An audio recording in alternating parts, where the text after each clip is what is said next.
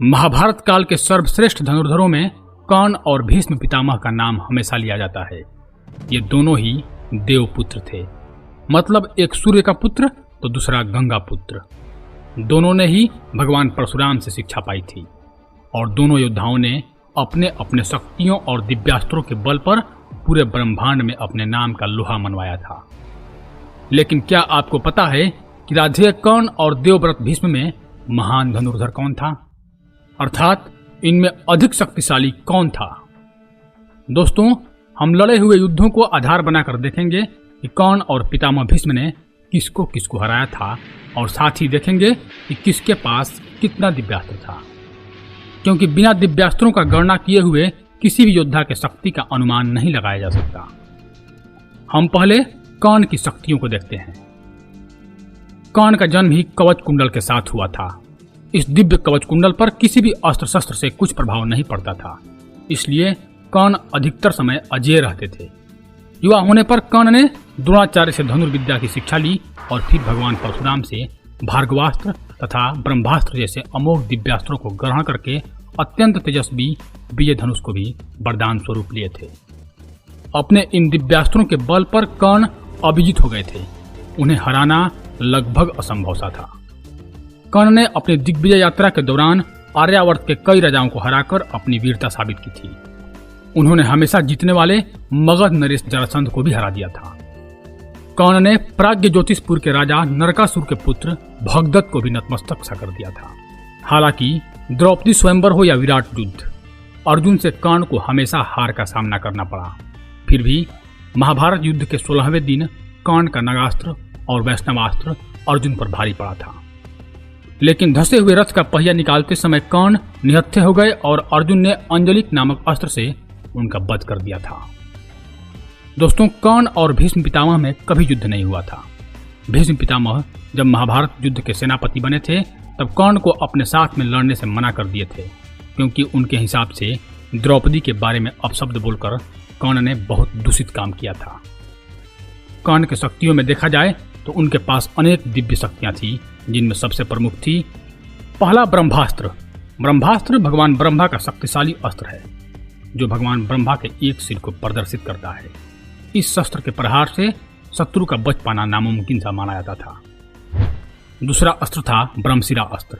यह अस्त्र ब्रह्मास्त्र के समान विध्वंसक होता था, जो भगवान ब्रह्मा के 4 सिर को प्रदर्शित करता था। इस अस्त्र को केवल अति आवश्यक परिस्थिति में चलाया जाना होता था। इस अस्त्र का काट संभव नहीं था। यह अस्त्र महाप्रलय का सूचक था। कर्ण के पास तीसरा सबसे शक्तिशाली अस्त्र भार्गवास्त्र था। भार्गवास्त्र भगवान परशुराम जी द्वारा कर्ण को प्राप्त शक्तिशाली अस्त्र था, जिसके प्रयोग से एक बार में विशाल सेना का विनाश हो जाता था। कर्ण के शक्तिशाली अस्त्रों में वासवी शक्ति भी था। इंद्रदेव ने कर्ण को यह शक्तिशाली अस्त्र दिया था। यह अस्त्र अचूक माना जाता था। इसके अतिरिक्त कर्ण के पास अग्नेयास्त्र, गरुणास्त्र, नागास्त्र, महाविनाशक वैष्णव अस्त्र सहित रौद्रास्त्र भी था और इन्हें चलाने के लिए उनके पास विजय नामक दिव्य धनुष भी था। अब हम चलते हैं भीष्म पितामह की शक्तियों को ओर। भीष्म पितामह की वीरता और शक्ति का अनुमान तो आपको केवल एक घटना से ही लग जाएगा, जब अम्बा अंबिका अंबालिका के स्वयंवर में उपस्थित आर्यावर्त के समस्त राजा महाराजा मिलकर भी अकेले भीष्म को नहीं हरा सके।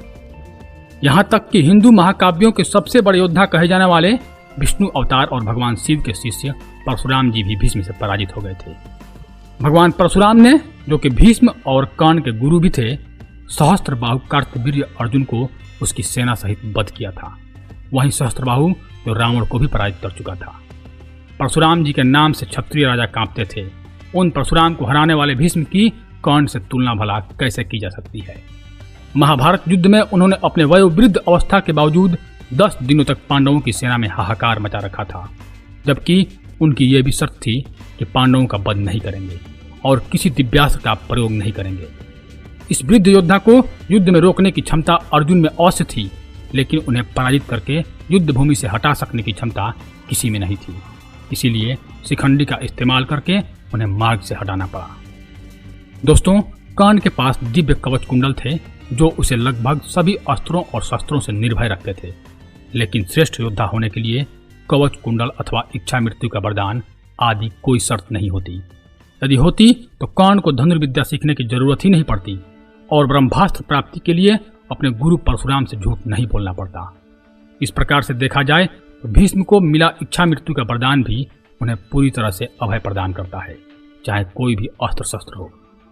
भीष्म के अस्त्रों में देखा जाए तो उनके पास भी ब्रह्मास्त्र और ब्रह्मशिरा अस्त्र था। इसके अलावा भीष्म पितामह के पास इंद्रास्त्र भी था, जिसके आह्वान करने से आसमान से अनगिनत बाणों की वर्षा शत्रु सेना पर होती थी। भीष्म के पास अत्यंत तेज सूर्यास्त्र था। यह अस्त्र महाप्रलयंकारी माना जाता था, जिसका प्रयोग केवल विशेष परिस्थिति में ही करना उचित था। सूर्यास्त्र के आह्वान से आसमान से तेज रोशनी और उष्मा उत्पन्न होती थी, जो शत्रु सेना सहित आसपास के समस्त प्रकृति, पेड़ पौधे एवं जल के समस्त स्रोतों को नष्ट कर सकता था।